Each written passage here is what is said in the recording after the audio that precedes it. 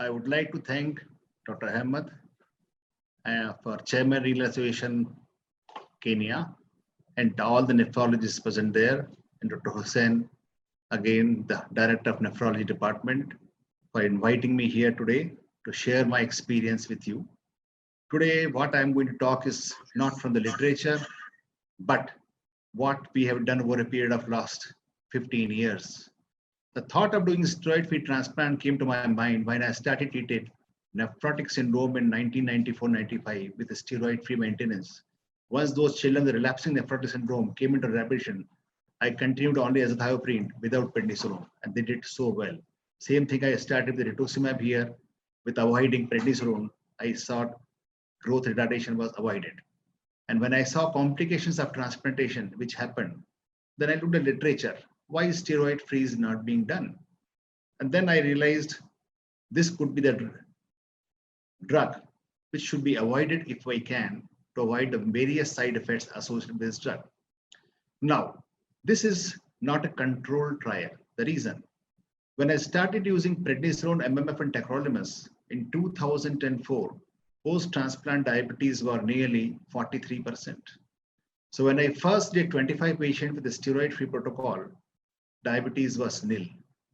So I thought if I put a control arm, it will be doing injustice to the group of patients who are on a steroid arm. So I continued the pilot study without adding the steroid arm. The causes of ESRD in India, diabetes is very common, 28%. Pre-transplant diabetics, India is a land of diabetics. And if you look at diabetics, which I have not displayed here, the mean age of transplant, unlike at the West, is just 43 years they require transplant. Most of them are diabetic by 25, 30, 35 years. And 8 to 10 years time, they require renal replacement therapy. Now this trial, which I started in July 2005, still going on. Nearly I have got 1,600 patients now. And this will continue because results are so good. It has more than 1,400 patients. The other thing which I did was the extensive cardiovascular screening. I started using myocardial perfusion scan, not the coronary angiography, in all diabetics, elderly hypertension patients more than 50 years of age to detect asymptomatic ischemic heart disease as well. If the myocardial perfusion showed ischemic heart disease, then I confirmed the angiography, following which angioplasty or bypass surgery was done. And here I have shown you the number, how much the number was. This was to avoid the post-transplant disasters of acute MI or acute coronary syndrome, which I saw in late 80s, which resulted in death, especially in diabetic transplants. These are the various kinds of pre-transplant infections, hepatitis B and C, and elderly patients. Now, thymoglobulin I have given at a dose of, mean dose is 4.5 milligram. The range is from 1.5 to 8 milligram per kilogram. First dose was intraoperative, and it was preceded by injection methylprednisolone solimetrol 500 milligram. And then I gradually decreased the dose and made it steroid free by day 5.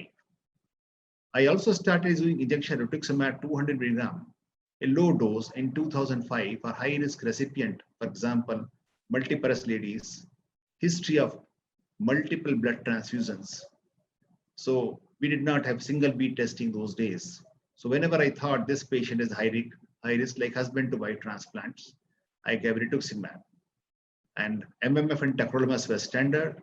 I did not use multiple protocols to assess their efficacy. Levels were between 6 or 6.5 as maintenance at the end of 1 year, but initial levels around 9.5 or less than 10. Well-Jansaclid prophylaxis was given for everybody, and trimethoprim sulfamethoxazole also. All biopsy rejections were biopsy proven, and had acute rejection, I gave solimetrol or one more dose of thymoglobulin. I did not use 1 gram, but 250 or 500, or if I use thymo, only one dose of thymo more. So rejections were treated easily because they had already received thymoglobulin before. Additional medications were given whenever required.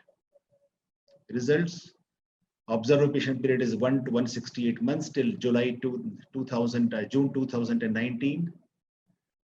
Most of our transplants is live donor transplant. Cadaver donors are very few. Median age of transplant is 45 years. Creatinine is 1.1 milligram at 1 year and 1.5 milligram at 12 years. Pre-transplant diabetics as 443, and post-transplant diabetics at 1 year today is around 6.1%, which used to be 43% in 1 month and 24% at the end of 1 year. Now it is just 6.4%, at the end of 14 years also. Acute rejection was seen in 9.2%, subclinical in 3.5%, because I did protocol biopsies here apart from indicated biopsies. This is the Kaplan-Meier survival curve. You can see the survival at 14 years is, overall survival is 93.1%. And if you look at 10 years, more than 400 patients have finished beyond 10 years. At 5 years, we have 741 patients. Graft survival is 87.6%. I'll discuss the reason for higher survival because this data is better. Survival figures are better than what you see in the OPTN data published in 2016. Multiple reasons for that, which I'll come in the end. Death sensor graft survival was 94.3%. Now, if you look at the prednisolone free at the end of 1 year and at the end of 14 years, still around 79% patients are continuing prednisolone free transplants. And if I had to add prednisolone, there were multiple reasons for adding prednisolone. One, some patients were already on prednisolone, for example, lupus nephritis for many years, or they had received first transplant and received prednisolone, or they developed acute rejection and required prednisolone. Though initially beginning I was not using, but later on more for safety reason, I started adding prednisolone 2.5 to 5 milligram, those who were treated for rejection, or some patients with the progressive IFTAN biopsies. One of the reasons protocol biopsy was very helpful to me is in the steroid-free protocol, I did not have any guidance in the form of protocol biopsies from other centers, and I did not want to lose patients. So I did biopsies at 3 months, at 1 year, 5 years, and 10 years. And if there was worsening of IFTA at even at 3 months, and those patients also I gave a benefit of steroids. So steroid-free was continuing for 14 years for this group of patients. There were 54 grafts are lost and 71 patients. Causes of graft loss, antibody-mediated rejection 6, and 21 recurrent IgA nephropathies. I will come to recurrent IgA nephropathy also later. Recurrent focal sclerosis 6, BK virus 3, non-compliance with drugs 9, CNI toxicity 1, and TB of the kidney 1. Deaths, this is a total number of deaths were 71, that's 4.9%.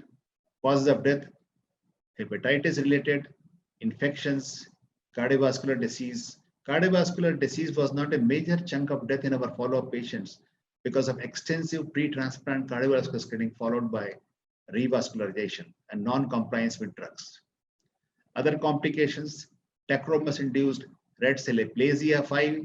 These patients were negative for parvovirus and a bone marrow biopsy showed PRCA.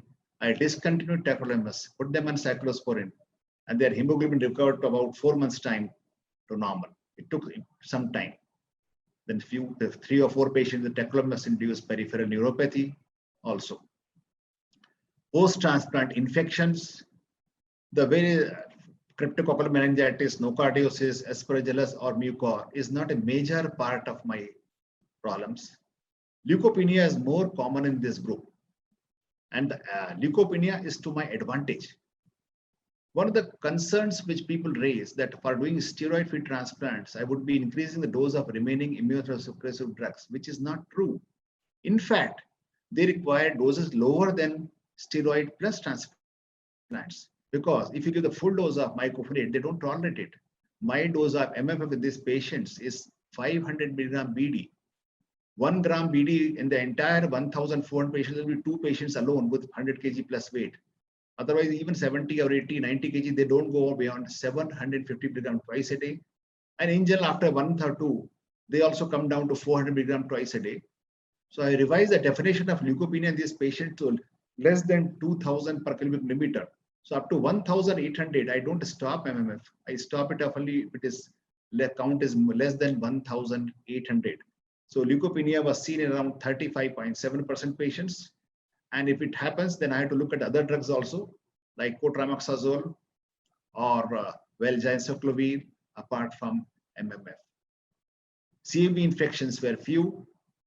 BK virus infections was seen in 1.6%, post-transplant malignancy 1.2%. BP did not require drugs in 61% patients at the end of 1 year. Now I'll come to the second part of presentation, which is about discussions of the biopsies in these patients. As I said, I have done biopsies throughout last 15 years. Now, before this, something about chronic glomerulonephritis. We know 30 to 40, 50% of all transplant recipients develop ESRD due to chronic glomerulonephritis. The recurrent glomerulonephritis is an important cause of graft loss in long-term follow-up. The risk of graft loss increases from recurrence increases with years of follow-up from 0.6% at 4 years to 8.4% at 10 years, which was published by Briganti, New England Journal of Medicine in 2003 around. Risk of recurrence in second transplant is higher if first graft was lost due to FSGS or IgA nephropathy. And now, last 15 years back when I started, this concern was not there, but few years later, I became aware of the publications which said if steroid-free protocols are used, the recurrence of IgA nephropathy is higher. I would answer to this also during the course of this talk. Ibrahim reported there was no increase in recurrent IgA in the rapid steroid avoidance protocol. So our purpose was to document the incidence of glomerular disease in a rapid steroid avoidance protocol, whether recurrent or de novo or any other recurrent renal diseases. Now, if I divide the causes of glomerulonephritis in our group, chronic IgA nephropathy was the commonest, then followed by FSGS, membranous, DDS, lupus nephritis, anti-GM disease, Enoch-Schönlein purpura. These are the biopsy proven, presumed is the following number. Now, graft failure was defined as death with a functioning graft, return to dialysis, or retransplant. Recurrent or de novo disease was confirmed by histology.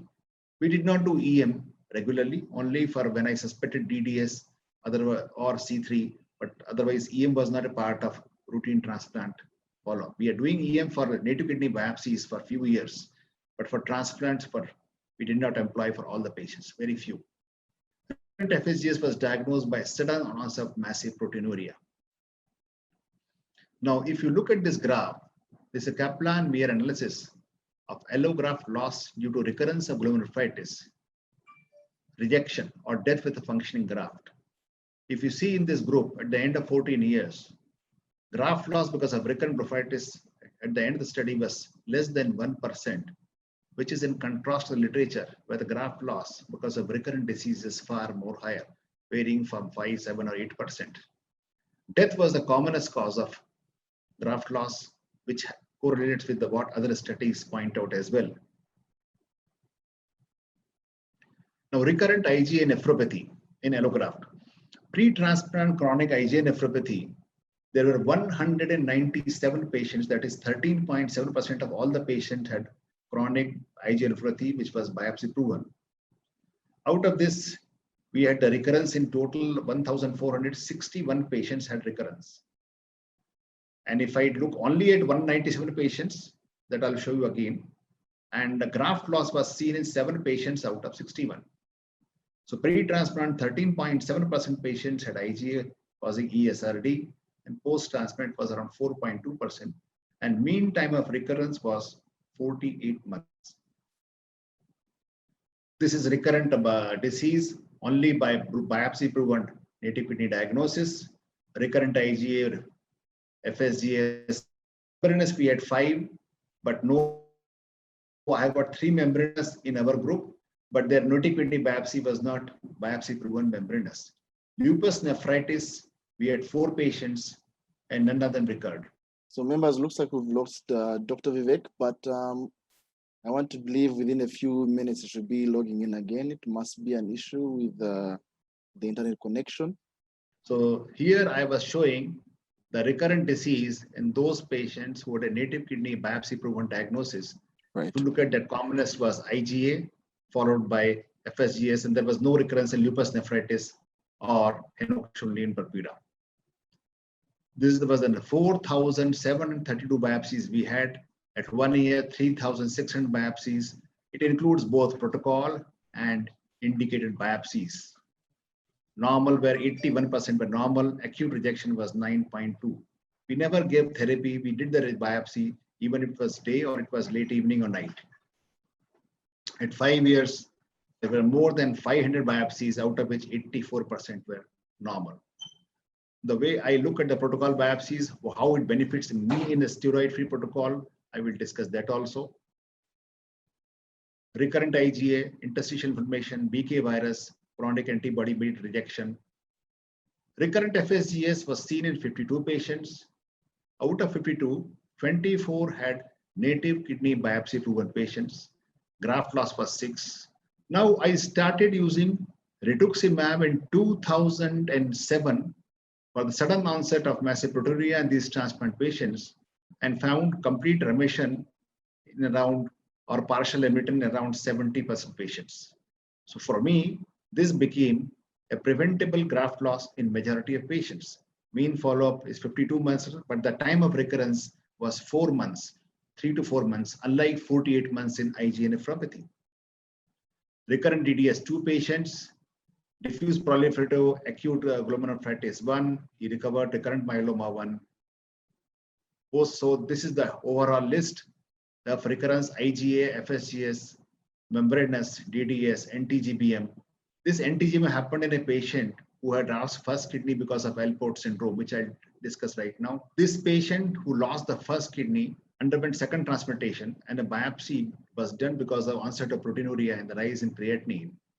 And the immunofluorescence was suggestive of NTGBM, but NTGBM assay in the blood was negative. And this is the reason for negative assay, because the epitopes in this substrate which are used, they don't contain the antigen. So this in Alport syndrome, you can have serum NTGBM antibody which is negative, but IF can be positive. And this patient responded well to plasma exchange. This patient was suspected but proven Alport syndrome. Now about literature, Briganti from Australia publishes data on graft loss due to recurrent nephritis at 10 years, and Von Wisger also showed higher IgA in steroid-free protocol. Now, when I look at all these papers, they have different kinds of impression, compare the different groups of patients, which I did not do. Today we know, I think tacrolimus MMF protocol works better than cyclosporin, sirolimus, prednisolone, or prednisolone, azonacyclosporin, or tacrolimus or sirolimus. Most of these protocols were to compare the different kinds of immunosuppression. And I think sirolimus-based immunosuppression also may not have the same outcomes as tacrolimus and MF-based protocols. So these are the other publications on this literature survey. They also suggest, some publications suggest a higher incidence of recurrent disease, and others, they do show higher recurrence, but do not show the graft loss. Recurrence is higher without graft loss. The other thing with notable in the published literature is, if you look at thymo-induction showed some protection against recurrent disease, glomerular disease. Multiple combinations protocol, Benthaus published data and showed a protection of ATG induction. ATG induction 9% recurrent IgA, no ATG induction 41%. I will not say this problem is solved, but these are all references for this. Some more references on the same topic. Now, reasons for reduced graft loss in our series. Immunosuppression has evolved over the last 3 decades. When I look at Briganti's data in 2003, there were multiple protocols. Thymo induction was not done. Menintrace drugs include prednisone, azathioprine, and cyclosporin. Our induction for thymoglobin with thymoglobin is consistent over the last 15 years. In addition, I used around 200 mg of rituximab for about 60 to 65% patients, and consistent use of tacrolimus and MMF throughout last 10 years. Protocol biopsies were done. Follow-up was intensive. My patients sent me tacrolimus levels from all over the country, and graft loss due to recurrent FSGS was reduced by rituximab use. Now we also know that rituximab is useful in membranous nephropathy. It is useful in FSGS. So this could be one of the reasons.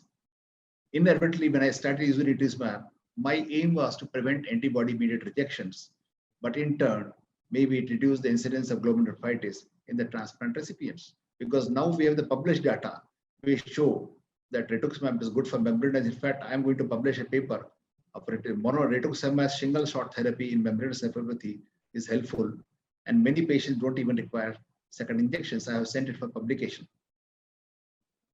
Now, this is another patient who was very interesting. It was a 45-year-old male who was on dialysis, who had a transplant, and he developed AKI post-operatively, creatinine gradually increased, and biopsy showed crystal nephropathy, probably oxalate. But plasma oxalate was normal, and creatinine went on worsening. AGXT gene analysis did not show any mutation. He was started on maintenance hemodialysis, and again the blood was sent for AGXT type 2 and type 3 at Mayo Clinic that was negative. But biopsy slide was reviewed by Don Milliner, who runs the Stone Clinic at Mayo Clinic, and that showed birefringent crystals, positively DHA. And then I sent the blood to her, which showed APRT enzyme deficiency found on blood spot testing. But before this diagnosis was confirmed at Mayo, suspecting this diagnosis of dihydroadenine stones, I had already started the patient on therapy with febuxostate, and gradually his creatinine came down from 8, and he's still doing well 6 years later with a creatinine around 2.6 mg/cent. This was the confirmation diagnosis report. It was done at San Diego. You can look at the APRT enzyme deficiency in this test, and then later on, genetic testing also there. The same blood will confirm the diagnosis. This shows very low APRT. This must have been the first report of reversal, of at least partial reversal of DHA stone in a renal allograft recipient in India. This is autosomal recessive defect of APRT enzyme. Adenine originates, and this disease starts in infancy and childhood, causes progressive renal insufficiency, and family have history of renal disorders present. It is missed with uric acid stones because this may not be seen on routine X-rays, but it can be picked up on ultrasound. Now, treatment is restrict urine intake, restrict the lot of fluid intake, and allopurinol or febuxostate. And this patient is currently doing well. This is the comparison of my data with Briganti's data published in New England Journal of Medicine. Here, if you see the death because of graft loss is 15% at 18 years. Come to that one. Comparison.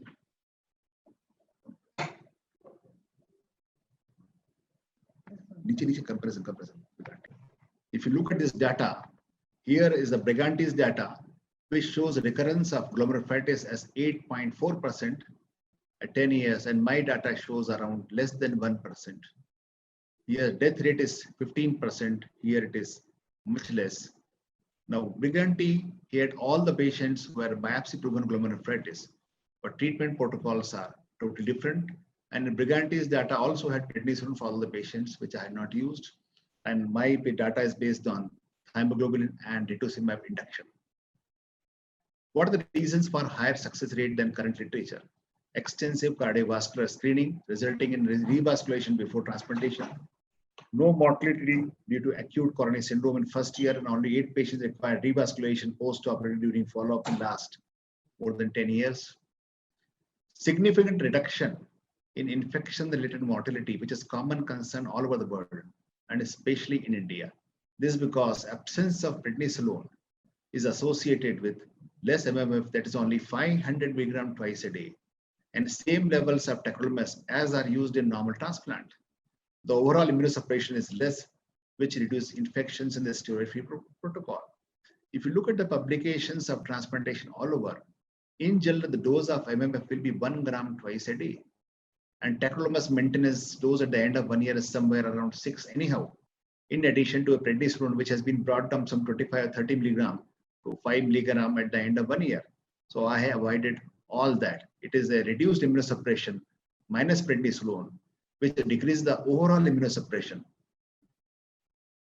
Now, this also reduces significantly the graft loss due to BK virus infection.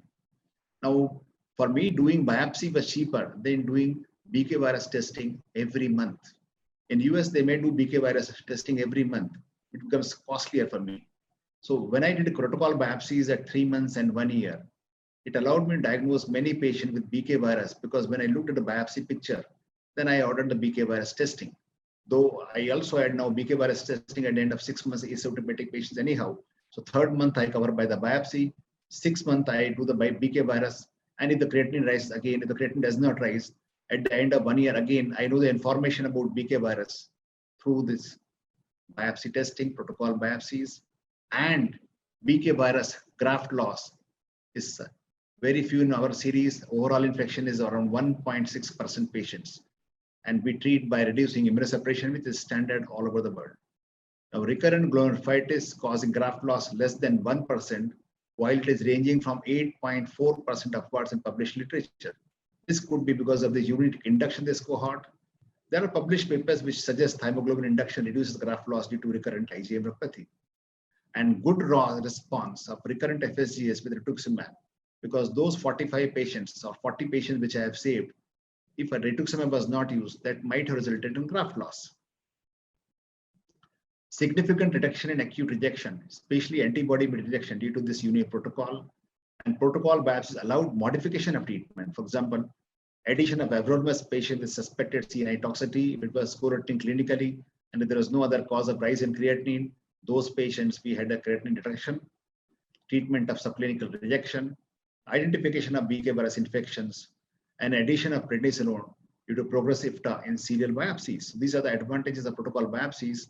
Perhaps if I try to do steroid-free transplants without protocol biopsy, I will not do, because I will not be able to identify at least the progressive IFTA. If I find significant worsening, then these patients I add prednisolone. That's why at the end of 14 years, we have got around 79% patients still continuing, and 10% I've added prednisolone in this time period. It's a uniform protocol throughout the study, because we did not divide the patient into multiple study groups as tacrolimus, MMF. It appears to be superior than TAC and everolimus or cyclosporin and everolimus combination, which have been compared in the past. No steroid side effects, no growth retardation for a very small number of children, no cataracts or bone fractures. Post-transplant diabetes reduced from 24% 1 year to 3.5% at 1 year and 6.1% at 14 years. Leukopenia more common, so less MMF required. Hence, monthly cost of maintenance medication actually is less, though the initial induction patient pays, but mortality is less, BK virus is less, graft loss is less, and maintenance cost of medications is much less. Conclusion: no graft loss due to recurrence of lupus nephritis, anti-GM disease, proliferative nephritis, MPGN, and membranous nephropathy. As I said, I lost 3 patients graft due to membranous nephropathy, but their original diagnosis was not membranous, but something else. In one of the patients, I had recurrence of membranous in the first week following transplant. When I did his PLAR2R, which was positive, treated with rituximab, PLAR2 came down and proteinuria came down. That fellow perhaps suffering from membranous in this native kidney disease also. But he came to me with end-stage kidney disease, and his native kidney biopsy was not known. Graft loss due to recurrent glomerulitis and chronic rejection is considerably less. FSGS causes maximum graft loss, and this has been reduced considerably in this series. Patient survival at 1 year and 14 years is 93%. Graft survival is 87.6%. Biopsy proven acute rejection free patient survival at 14 years is 87.3%. Normal renal histology in 84% 5 years. Fatal infections uncommon in prednisolone free group. Steroid free protocol continuing 1194 patients. Better cardiovascular profile shown because of absence of prednisolone, because which will reduce atherosclerosis, reduce diabetes, reduce blood pressure, reduce lipids. Hepatitis data I have taken out today is because of lack of time. I have a data of about 65 patients with hepatitis C I have treated with sofosbuvir, which I had not included today. Hepatitis deaths are more due to infections than chronic liver disease itself. I have not taken the data for COVID infections, which right now I heard around 76 transplant patients having COVID all over the country, which I have treated, which I have not included today. Thank you. We have run out of time, but I'm going to allow maybe 2 or 3 questions from the chat group. Someone is asking, I know there's an answer to this. If there's a control group to this particular data, or is it just data from your institution? This data is only from our institution. As Okay. I said in the beginning of talk, I did not keep a control group because I started this Right. as a pilot project, and 25 non-diabetic patients remained non-diabetic, which was a surprise to me. I expected 40% becoming diabetic. And here, when I put the prednisone off at day 5, no diabetes for first few months. So I thought this is something unique. I don't Right. require prednisone for anybody. For sure, it's very unique. Doctor, when it comes to Africans and their high immunological risk, do you think this is something that could be taken up by programs in Africa? And if yes, what 5 things or what things of your tips of your hands would you suggest we look out for? I will suggest if you start this, do with protocol biopsies. And if you think it is not working out because of high immunoglobulin, then you come to low dose prednisone, say about 5 milligram in 1 week time or 2 weeks time. There is no need to continue this high doses of 30, 35 milligram, which happens in many centers, which comes down to 5 milligram after 3 to 6 months, which causes more infections. I don't think any, Right. though in US, Arthur Martas has presented data of steroid-free over 15 years.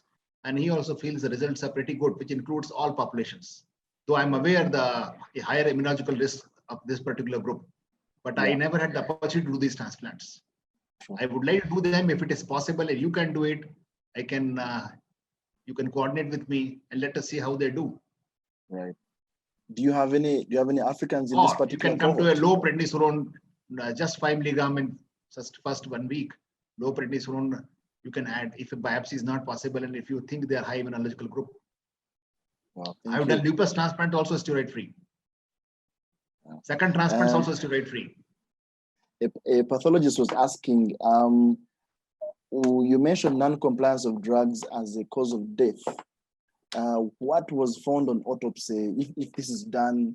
No, autopsies were not done because patients, when they came to me with renal failure, they told me we have not taken the medicine for last 1 month.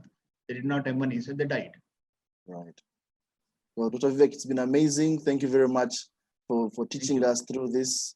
And we have learned a lot. And thank you for listening to our questions and answering them. Yeah, if you look at the whole data here, it is the survival of patient graft is superior to what you have seen in the publication from Open India data in the US, which is around 60% survival in 10 years. And I'm talking 90%. Japanese are the ones who talk about 85% survival in 10 years. But if you look at the US-based publications, it will be around 60%. So I think this intensive follow-up, biopsies, the induction, and reduction of immunosuppression especially, it helps. Steroid-free transplants require less immunosuppression, not more immunosuppression. Dr. Vivek, we thank you so much. Thank you.